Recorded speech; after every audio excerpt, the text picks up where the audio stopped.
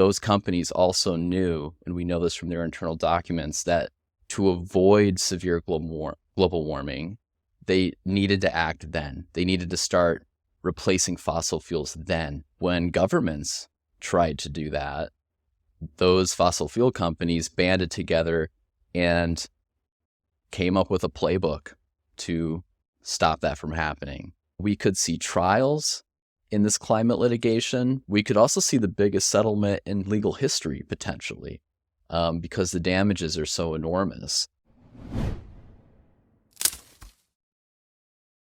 Hello and welcome to Planet Critical, the podcast for a world in crisis.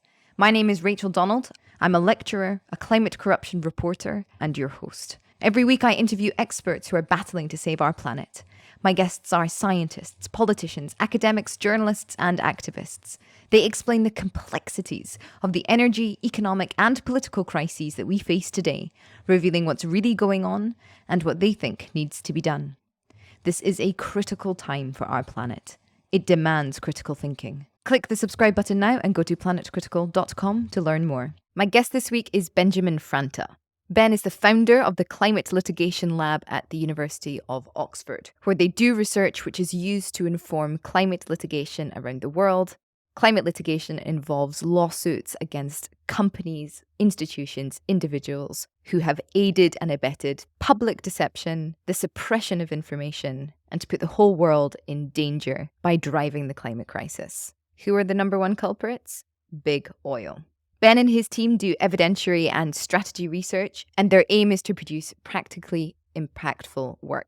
In the episode, Ben walks us through the history of how big oil deliberately suppressed information about their impacts on the climate, how they deceived the public, how they twisted the arms of the powerful in order to stop governmental action in the 90s. He walks us through the lawsuits that are happening around the world, what we can learn from them, how they themselves have learned from the cases against the tobacco industry. He explains the defense that the fossil fuel industry is already using in these lawsuits. And finally, we talk about how this industry deliberately put the entire world in danger due to the marriage of corporate interests and political interests. I hope you all enjoy the episode. If you do, please share it far and wide. If you're loving the show, support Planet Critical with a paid subscription at planetcritical.com or on Patreon. The link is in the description box below. By signing up, you'll also get access to the weekly article I write inspired by each interview. Thank you to everyone who has signed up and is supporting the project. I'm a vehement believer in ad-free and open access content, so Planet Critical wouldn't exist without the direct support of the amazing community. Thank you so much to all of you who keep the project going every week. Ben, thank you very much for joining me on Planet Critical. It's a pleasure to have you on the show. Thanks so much for having me. Could you give a whistle-stop tour of your career and your many PhDs before launching into the Climate Litigation Lab? Okay, so I've been working on climate change for over 10 years, but in many different ways. Originally, I was a physicist, and I did a PhD in applied physics, worked on solar energy research, developing new solar cells. And when I was doing that, I started to feel like I wasn't having the impact on climate change that I wanted to have. So I started. And can we? Sorry, Ben. Can we just pause there for a second? Because I think a lot of people would ask the question, why? If you're working on solar cells, i.e., sort of renewable energy, why did you not feel that you were having the impact on climate change? Because people say that that is the solution, to climate change. I know, that's so right. So as a physicist, I think I assumed that the problem was primarily a technological problem. And that was the main bottleneck. But as I learned more about the issue, I started to learn more about the political dimensions to the problem, and the social dimensions. And I started to see those as the big impediment, the main bottleneck. Now, of course, technology will continue to improve, and that's a very important part of the problem and the solution.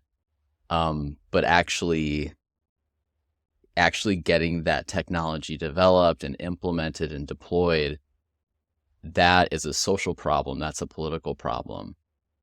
And so I started to see that as a huge impediment. And I was searching for something to do in that realm, and started getting involved in climate change activism. This was around 10 years ago, and the fossil fuel divestment movement was just starting.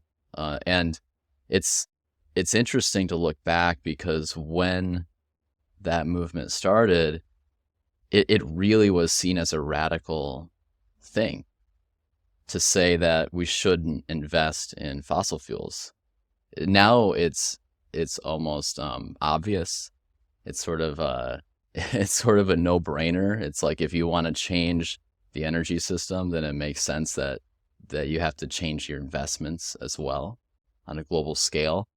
But at that time, there was sort of this lack of attention being placed on the fossil fuel industry as the as the origin or the main focus of the problem. And I was at Harvard University at the time, and my fellow organizers and we ran into huge opposition, not just from the fossil fuel industry, but from Harvard University as well. Harvard didn't want to stop investing in fossil fuels. One of its trustees is ExxonMobil's main defense lawyer. Right. And there is sort of this attitude of, I think part of it is sort of this attitude of the people who run Harvard University kind of saw themselves, I think, this is just my perspective, as, corporate board members of their own corporation, Harvard University. And they didn't really want to point fingers at, a fellow traveler in sort of the capitalist system, if you will. So I think there was a cultural impediment. Also Harvard receives a lot of money from oil and gas companies. So there was a reluctance to do anything that might antagonize those companies. So that activist experience was hugely educational, and I sort of fell into it accidentally. Just went to a meeting one night, didn't know what else to do, didn't have any other plans, and before you knew it, this movement was exploding all over the world, and there were many, eventually hundreds of campaigns across the country and then across the world. So it was very exciting, and I think that's when I started to feel like I was actually making a difference to climate, pushing the needle, alongside lots of other people, and together we were changing the conversation. We were actually getting people to focus on the core of the problem, which is fossil fuels, and getting people to change, and kind of coming up against those entrenched power structures that actually are the reason why we haven't made more progress on climate change, despite having really good science about it since, the 1970s, even, for a very long time. So it was that experience of fighting those entrenched power structures that taught me, this is a huge part of the problem. And this is where, I decided to focus my energies to make a difference. So you chose to go down the law route. What was it about legal institutions that made you think, right, okay, this is how we're going to best attack those power structures? Because it begs the interesting question, which comes up a lot on this show. How do you tear down the master's house with the master's tool? Is it possible? I love that phrase. The law is very powerful, but of course it is part of that establishment structure. At the same time, the law is contested. There are so many different kinds of lawyers and so many kinds of people who are involved with it, basically fighting to shape the law in the way they think is best. And, I came to the law in sort of an accidental way as well. After I finished the physics PhD, I was looking around at what to do and eventually decided to do another PhD in history of science. And I was really inspired by some of my professors who are historians of science, people like Naomi Oreskes at Harvard, who's an historian of science. And she had written about the history of climate change politics and the origins of climate denial. And when I read her book, it opened my eyes, because prior to that, I assumed that climate denial was an organic, spontaneous phenomenon that just rose up, for kind of inexplicable reasons. But she documented how, in reality, this was an orchestrated phenomenon.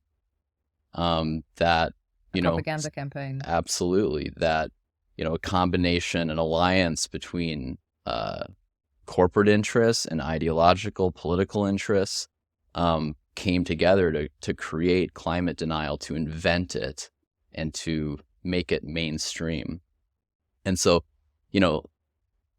again, it revealed what the problem was and is, and therefore, in doing that, it suggested what the solutions can be, namely fighting against, the groups that are creating that obstruction. Anyway, so I decided to do a PhD in history of science, and I decided to investigate what the big oil companies knew about climate change and when they knew it. And to do that, I'd travel around, I'd go to archives, and I'd search for their internal documents. And it's a little like treasure hunting or detective work.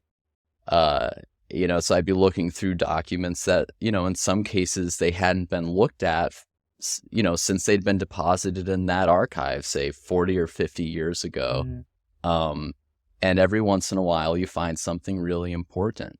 So, that work showed that the oil industry as a whole, in the United States and internationally, had a very sophisticated level of knowledge about climate change from the late 1960s into the 1970s. By the end of the 70s, they had projections of how much global warming was going to occur, in our year, in this year right now, and in the future. And those projections were extremely accurate.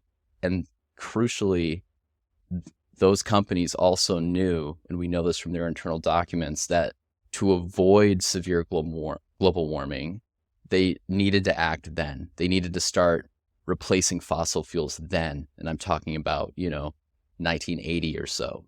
By the 1980s, moving away from fossil fuels. They obviously didn't do that.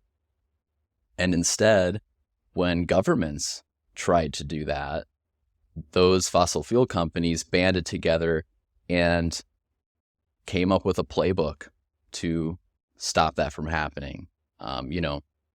Casting doubt on climate science, exaggerating the costs of getting off of fossil fuels, proposing solutions that are fake or false solutions, like natural gas, or even, and this might sound strange, but promoting things like reforestation, which by itself is good, but the fossil fuel industry identified that as a strategy to basically deflect attention away from the role of fossil fuels and the necessity of replacing them. So I was studying all of this kind of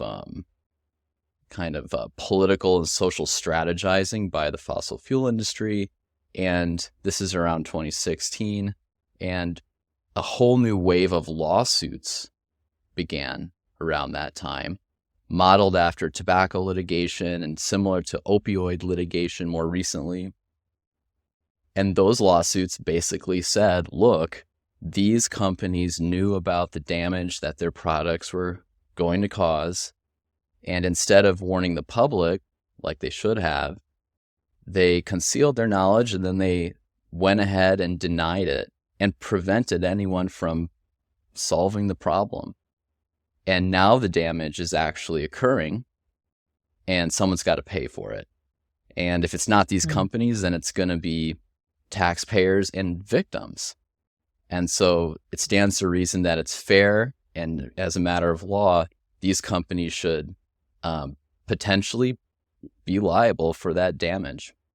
So I saw those lawsuits and I thought that's incredibly interesting, and it's a very powerful way to combine research with legal action.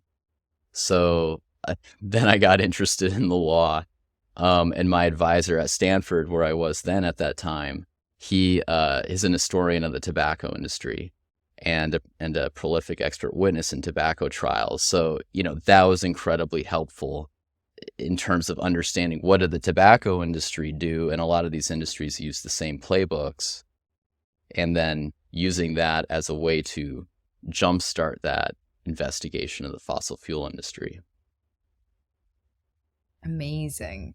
Before we get into that, I have a couple of questions on what you just said. So you said that the fossil fuel companies created this playbook as well to stop governmental action in sort of the 80s and 90s. Which governments were on top of it at that moment and were sort of suppressed or had their arms twisted?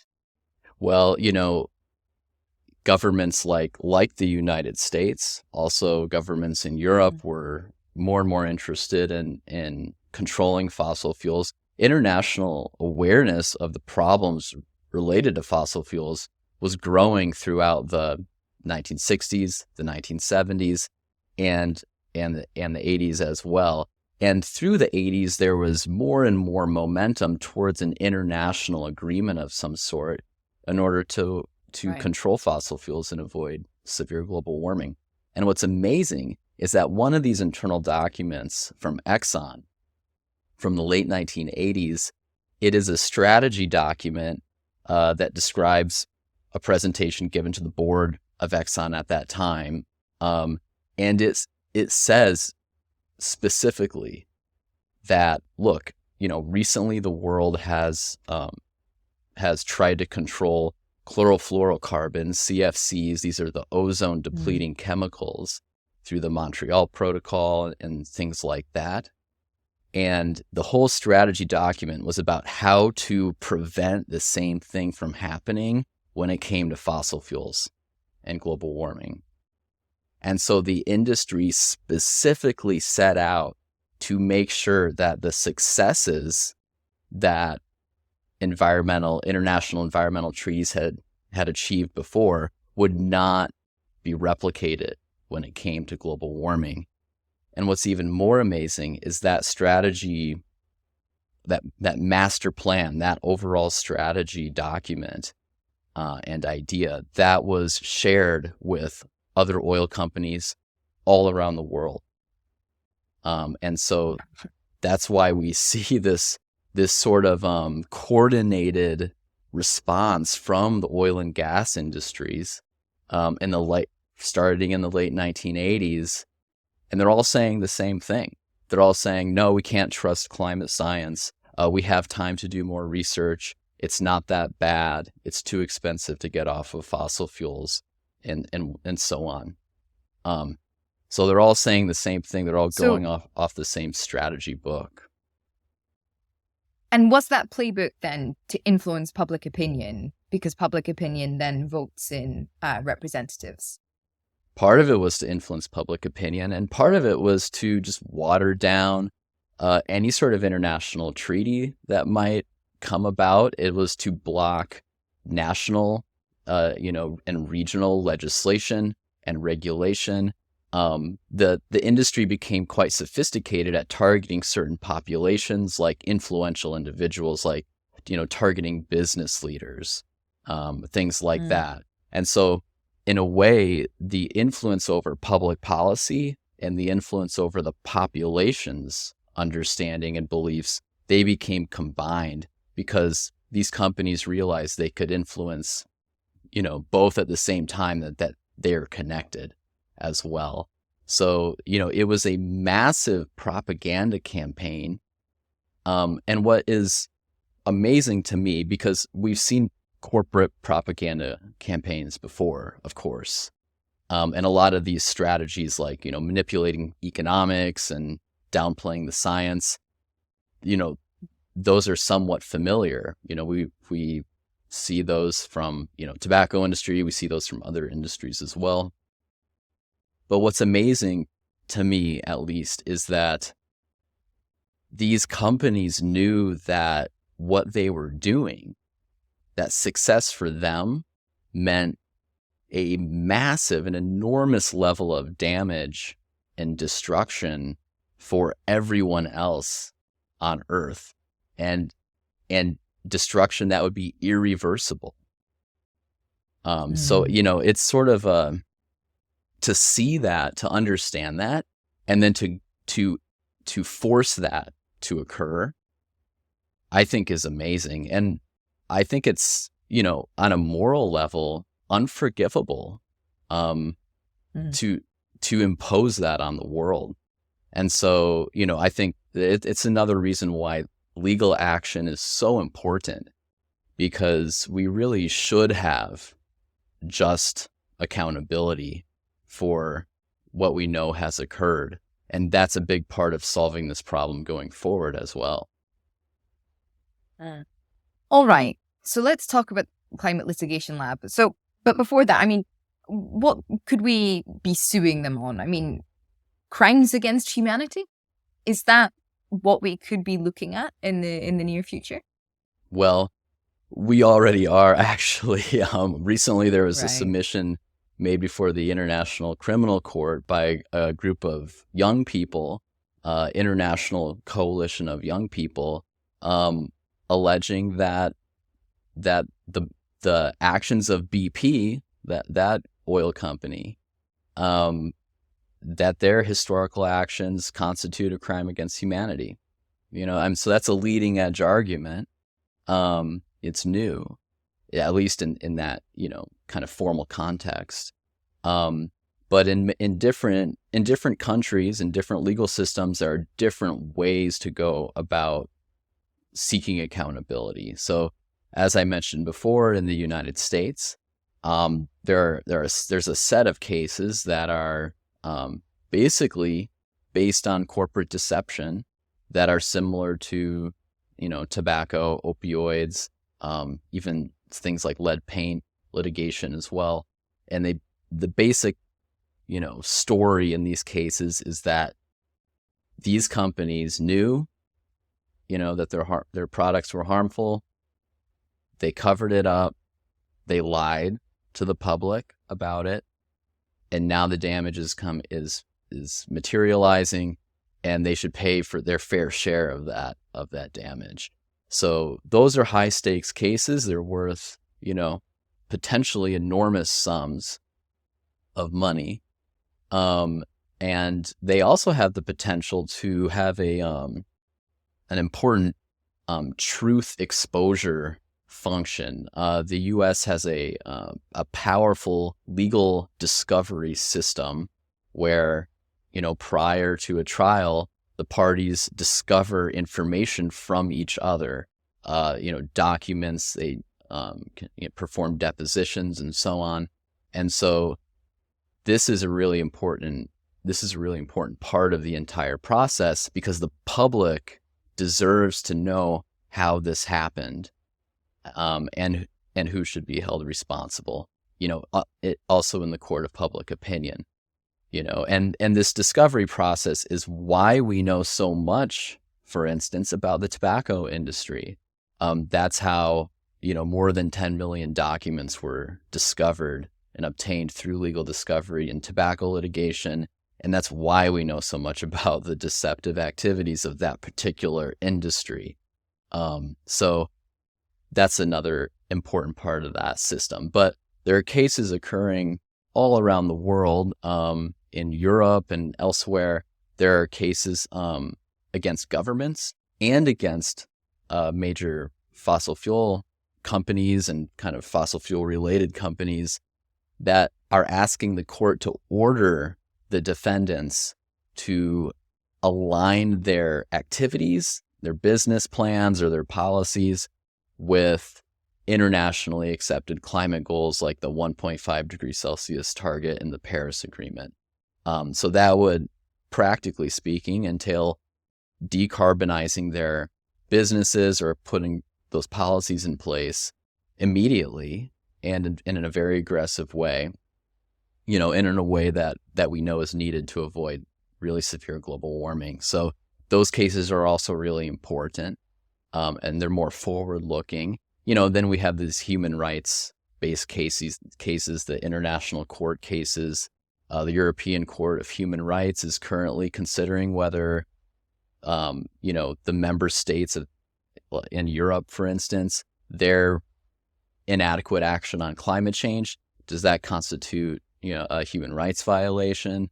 There's a recent case with Torres Strait Islanders, and a UN body found that Australia, as a government, is violating those human rights there by its inadequate action, and there are other international court actions as well. So what we see is a constellation of climate lawsuits, legal action, litigation all around the world. And if we think about what's driving it, it's the damages, it's the evidence of malfeasance, and it's the inadequacy of the other branches of government, of the political branches that have not successfully addressed this problem. And, it's got to be addressed. So I think we're going to see a lot more of this climate litigation going forward. What cases are likely to be won?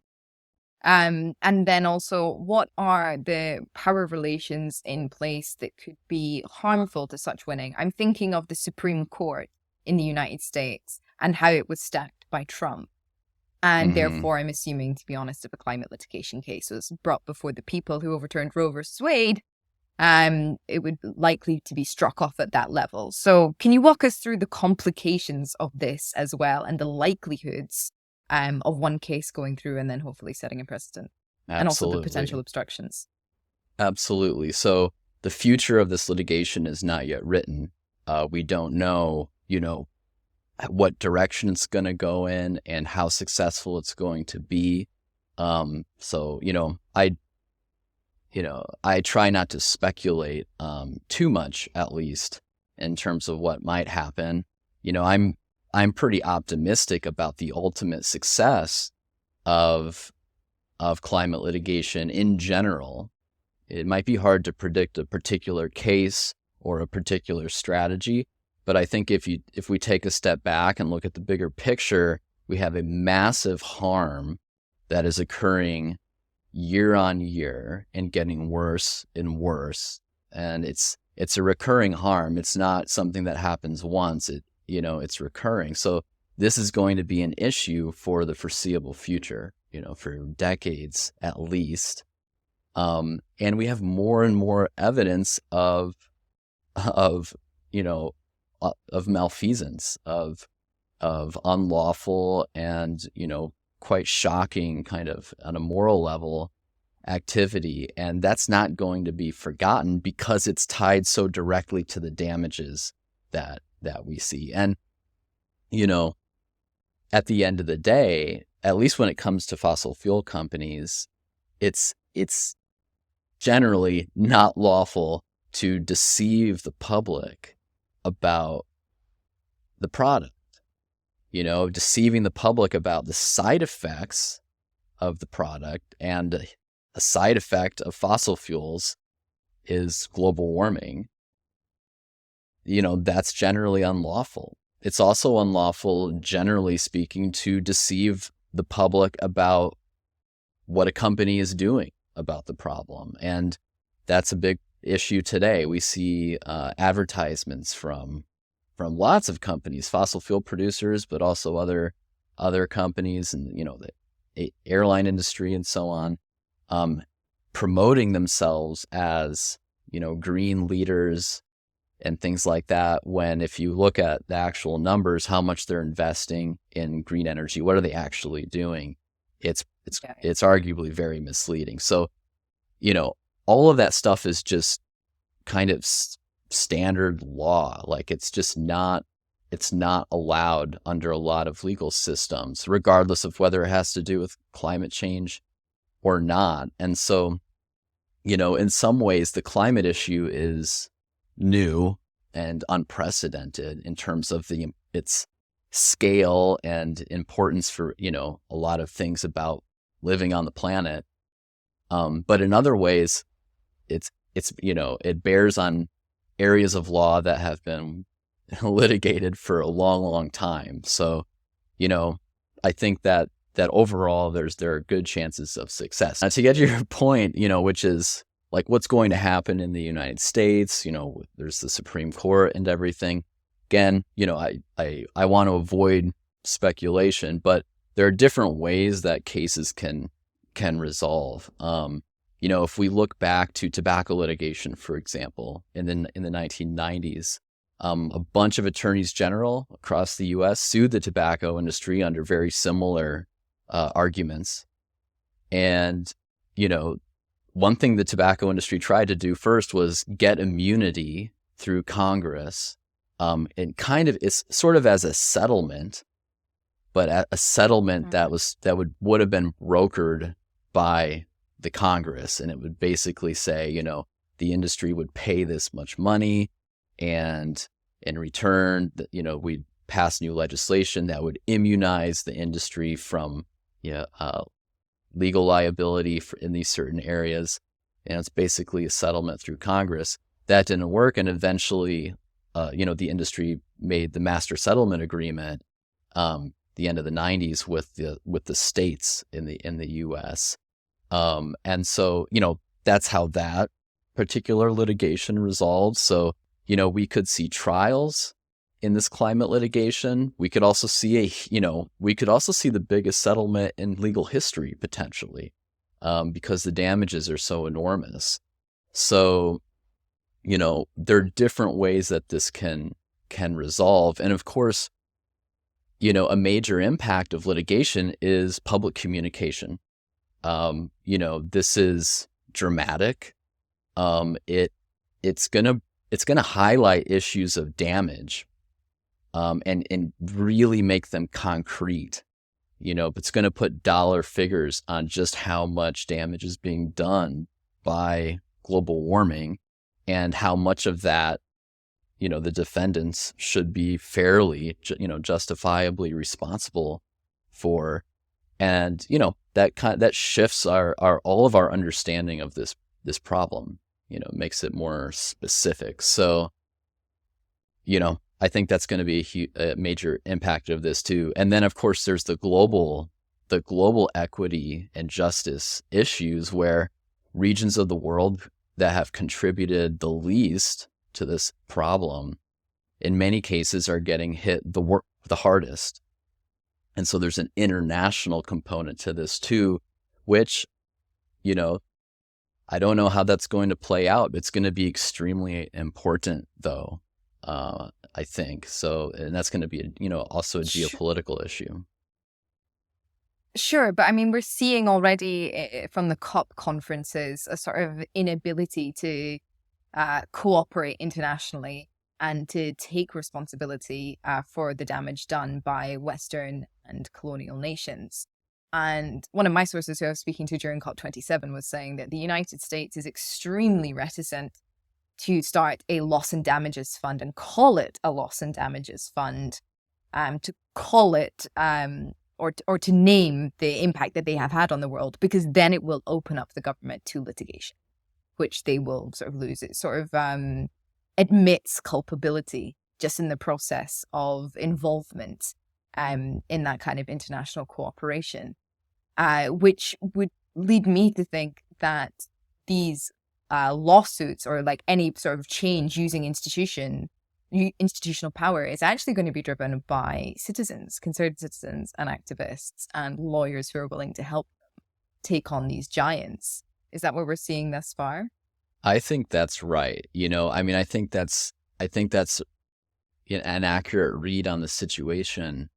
And in a lot of ways, almost all the progress, or a lot of the progress at least, that we've made on climate, inadequate as it is, but what we have done, a lot of it is to the credit of organizing, of grassroots organizing and activism. Totally. That has become translated often into different professional spheres. There's obviously the growth of climate litigation. Of course, without the initial grassroots activist focus on the fossil fuel industry as a culprit, you probably wouldn't see the litigation going after the fossil fuel industry, for example. And, now we're seeing public relations professionals as well as lawyers and, and others kind of waking up to this huge problem that we face and asking themselves, how can I do things differently? How can I play a positive role and contribute to the solution to this problem, rather than just sort of living on autopilot and, contributing to the status quo. So, I think a lot of that is due to the citizen activists and things like that. It's incredibly important. And all of these are coupled together. They're all connected and related to each other in terms of, people fighting for our common home. But, you bring up the hard issues of, will countries that contributed to this, like the United States very much, will they be held accountable too, for the damage that they've caused for people all around the world? And, I don't know. I mean, I hope that justice is carried out, but it's of course hard, but it doesn't mean that the struggle shouldn't be, pursued. Where is the most important place to focus attention and effort in your research? Is it governments? Is it fossil fuel companies? Is it individuals, former board members? Well, I think, I think right now they're all important, but I think the fossil fuel industry, historically, we know it's played a major role in blocking climate action, and it's something that's so well documented by now. I mean, just, reams of, articles and investigations, have shown that in great detail just how these different industries banded together to block fossil fuel controls, and often it's the fossil fuel producers themselves. It's industries that are related to the fossil fuel industry, like the petrochemical industry, like the automobile manufacturers, like the agricultural industry as well. And power utilities, of course, too, are incredibly important in this. So there are kind of different layers of this onion where certain companies have an irreconcilable conflict with controlling fossil fuels. And then you have other companies that just would prefer it not to happen because it complicates their business. And then you have other companies who, they don't really have a business conflict with it, but they're just sort of apathetic. They just sort of they're not doing what they should do to push forward, a sustainable, a more sustainable economy, at least. So, you have kind of layers of culpability. And so, I think focusing on, the core of it makes sense. I mean, it's really important to address the fossil fuel producers because climate change is mostly a fossil fuel problem. And so that makes sense. But, there are layers. And so we might see liability expand beyond just fossil fuel producers. We might see other groups see that as well, especially if they played a part in deceiving the public about the problem. Interesting. I'm not sure if I agree about climate change being a sort of predominantly fossil fuel problem. It is not just the use of fossil fuels that's the problem. It's like the unbridled use of fossil fuels in a market economy that maximizes profit and growth, expansion, and consumption. So these are sort of the sociopolitical drivers that we need to address, as well as the source of fuel that we are using to run the economy. What kind of litigation or legal strategies could we use or discuss during these litigation cases that would also highlight the focus of the economy's role and our need to transition and our need to change, rather than just sort of villainizing the fuel source, which in itself isn't the problem? Well, I see it as two problems. And of course, people see this differently because it's a complex system. And so to solve this problem, we're creating models of what the problem is and, how to go about it. So people have different understandings of where the core of the problem is. But I think that this highlights essentially two related problems. There's the specific problem of taking fossil carbon and injecting it into the atmosphere and coupled biosphere and oceans. That's one problem. And that has to be addressed, as quickly as possible. But there is another problem, which you're alluding to or talking about, I think, which is that this highlights the problems and the dangers of our current mode of how global capitalism is organized. We basically see that a relatively small number of very powerful corporations succeeded in creating a huge irreversible problem for the entire planet in a relatively short period of time. And it was because they were driven by the profit motive and basically being good corporations for their shareholders, basically. And so that highlights a huge and broader problem, I think. And so we also can't lose sight of that. And, I think climate might be kind of a cautionary tale or one example of a bigger problem where we should think about what sort of reforms are needed in the broader economic system so that we don't, create even more and potentially worse, who knows, problems down the road. I mean, linked to climate, but also extending beyond it is the biodiversity crisis as well. And, again, irreversible harms. And we don't really understand what we're doing to the planet that we live on. So, that's another problem too. So, I think, sometimes people argue about, is it capitalism that's the problem? Is it fossil fuels just kind of in an isolated sense that's the problem? I think perhaps it's both. I mean, they're connected with each other. Very much, of course. So there hopefully will be a rapid transition, and I sort of see a couple of parts to that. One is dismantling the obstruction that we have seen for decades. So, by now we know that there has been very organized obstruction blocking public policy to control fossil fuels and replace fossil fuels ever since the 1980s.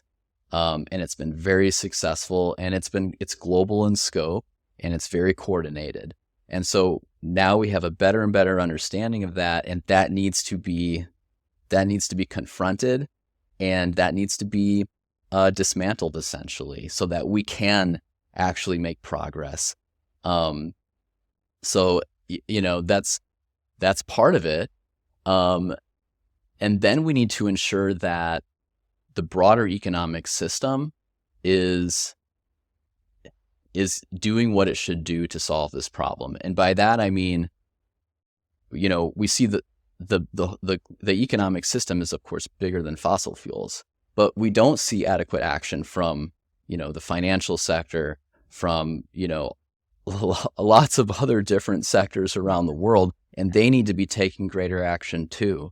So, there's the accountability part of this focused on the fossil fuel industry primarily, but then there's also an obligations, a future obligations aspect to this too, which is broader, that can focus on, many other sectors. And I hope those sectors do the right thing because, having a lot of harmful, disastrous climate change is not good for them, I presume. So I presume they have an interest in preventing that. And so that's an important piece of this as well. Tell me, in your research, what do you think the fossil fuel defense is going to be legally? What are they going to try and say? Yeah, it's a great question. They have a bunch of defenses, and we've seen some of them already. One of them is that everybody has always known about this problem. And so this is a standard defense. It's a common knowledge defense. Tobacco industry use this. Other industries have used this. What's wrong with that is that while it's true that some people have known about this, not everyone has known about this. Knowledge is uneven throughout society. And of course, we know that these fossil fuel companies actively ensured that many people would not accurately understand the problem and actively work to destroy knowledge, manipulate it, and undermine it in key audiences. So, that defense, is, I think, weak, but it's something that we're seeing them use. Another defense is, well, what about all the benefits of fossil fuel? And of course, it's kind of illustrative or illuminating to kind of get into that, because the problem is not at least in these cases, the Industrial Revolution. It's when these companies knew there was going to be a problem, instead of doing the right thing and warning people about it, both the public and the government, and taking reasonable steps to minimize the harm by moving away from fossil fuels as an energy source, they doubled down on that harmful product, concealed their knowledge, deceived the public, and over-promoted what they knew was going to be a dangerous product that would cause a huge amount of damage to everyone else. So that's the problem. So it's, these cases don't really consider or need to go back to the Industrial Revolution. They're basically considering actions since, 1980 or so, maybe a little earlier, but that's the most relevant time frame for these cases. And of course, when we think about the benefits and the costs of fossil fuels, the benefits are not what's the benefit of fossil fuel compared to no energy source whatsoever. It's what's the benefit of fossil fuels compared to reasonable alternatives. And those alternatives exist and have existed for a while. And arguably, they could have been implemented sooner, developed faster. There isn't really a technological reason why that couldn't have happened. And we could have gone down those learning curves and cost curves sooner than we actually did and avoided emissions and global warming. So, it's kind of it's something that maybe economists or others will analyze in depth, but, that's the real cost benefit analysis to do here is, okay, how much better off would we be if, these companies had moved as well as they could have reasonably moved into non-fossil energy sources when they knew there was going to be a problem with fossil fuels. And of course, we know that the costs of climate change itself are enormous. And so there is a huge cost side, the cost side of that ledger is huge. So, I think that cost benefit question is going to be really interesting. It'll probably be somewhat of a technical question, but my suspicion is that, the the cost of developing solar and wind and things like that earlier probably is not greater than, 2-3 degrees Celsius of global warming. Absolutely. And what a humdinger of a point to end on. Ben, thank you so much for your time. My final question for you is, who would you like to platform? Well, there are a couple of scholars whose work I think is incredible. Please. They're professors. One is, her name is Jennifer Jacquet. She's a professor at NYU, and she studies agnotology, which is the study of ignorance. It's a study of how ignorance is created, disseminated, how knowledge is destroyed. And she recently wrote a great book. I think it's called The Playbook, and it highlights a lot of these common corporate strategies for, deceiving the public about their products and deflecting blame and responsibility. And another that's related is, his name is Jeffrey Supran, and he's a professor at University of Miami, and he and his co-authors just came out with it's going to be a classic. It's a blockbuster article.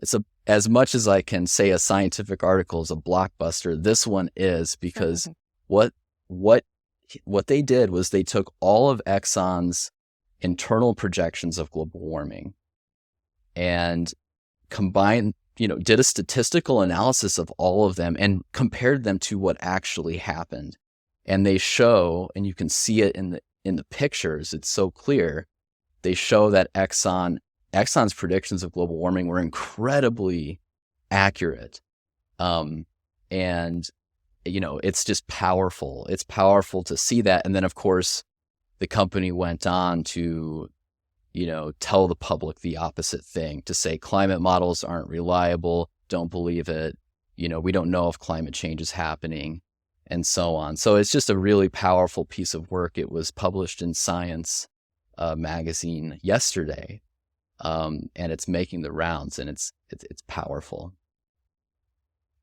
Wonderful. Ben, thank you so much for your time. This is fascinating. Thank you very much. I really appreciate it. Remember to subscribe to this channel if you're new here, and share the episode if you enjoyed it. If you loved it, support Planet Critical on Patreon, where you can also read my weekly essays inspired by each podcast interview. The Patreon link is in the description box below. As always, thank you to the Planet Critical community who support the show and make all of this work possible. Thank you all for listening. I'll see you next week.